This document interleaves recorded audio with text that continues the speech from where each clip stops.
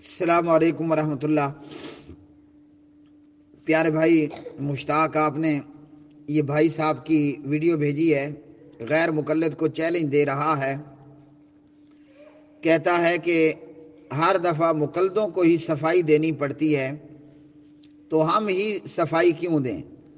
اس کا جواب یہ ہے کہ ہمیشہ گندے کو صاف ہونا پڑتا ہے، صاف کو تو صاف نہیں ہونا پڑتا۔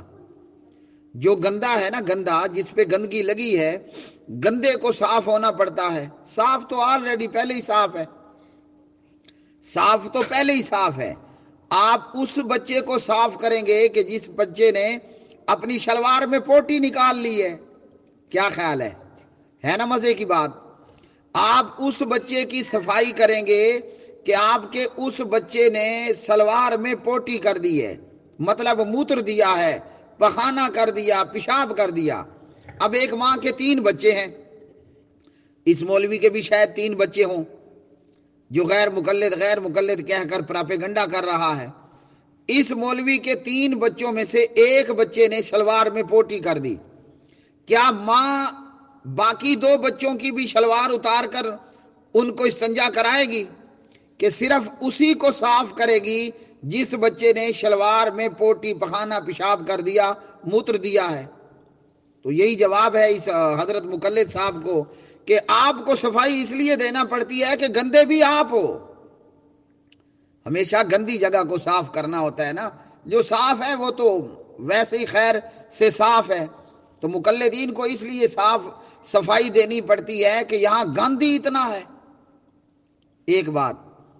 دوسری بات، حضرت صاحب نے کہا، میرے بھائی نے کہا کہ غیر مقلدین 3 گز تک پاؤں کھول کر کھڑے ہوتے ہیں۔ نبی پاک علیہ الصلوۃ والسلام نے ہم سب کو حکم دیا ہے، علیکم بالصدق، اپنے اوپر سچ بولنا لازم کرو۔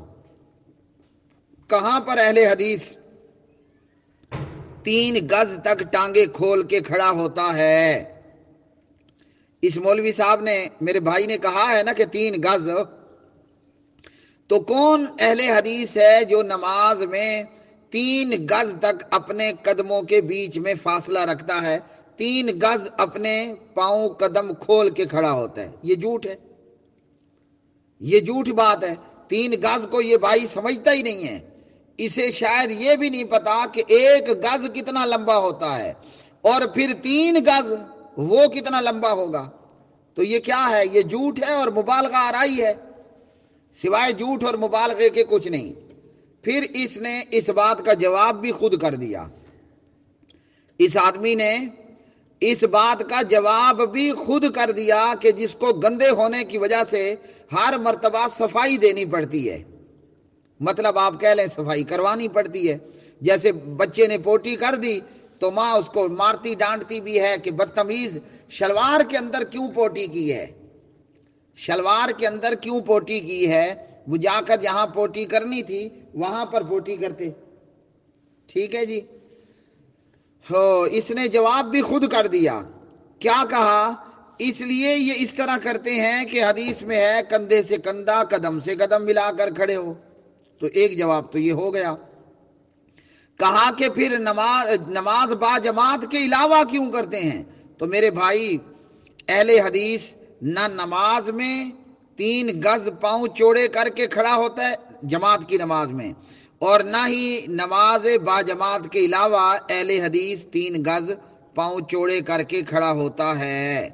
اس بھائی کو وہم ہوا ہے، اور چونکہ اب صفائی اور گند کی بات ہو رہی ہے نا، تو کسی بندے کے چشمے پر گند ہو، مٹی ہو، چشمہ مطلب اینک، تو جب چشمے پر گند یا مٹی موجود ہوتا تو نظر صحیح نہیں آتا، تو اس لیے اس بھائی نے، اس کی آنکھوں میں کچھ گند ہے، اس کو میں صفائی کے لیے طریقہ بتا رہا ہوں۔ ہمارے ہاں میرے شہر میں تو مل جاتے ہیں پنساری کی دکان سے گلاب کے قطرے، کے گلاب کے قطرے آنکھوں میں ڈالنے کے لیے۔ تو اس مولوی صاحب کی آنکھوں میں ہے گند، یہ اپنی آنکھوں کے گند کو صاف کرنے کے لیے یا تو میڈیکل سٹور سے کوئی ڈراپس لے لے، نہیں تو کسی پنسار سے جا کر گلاب کے قطرے 2-4 قطرے ایک آنکھ میں ڈال لے، آنکھیں جب گند سے صاف ہو جائیں گی نا، اسے جو یہ نظر آ رہا ہے کہ اہل حدیث 3 گز تک پاؤں چوڑے کر کے رکھتے ہیں، تو اسے سمجھ آ جائے گی کہ یہ اس کی نظر کا دھوکہ تھا۔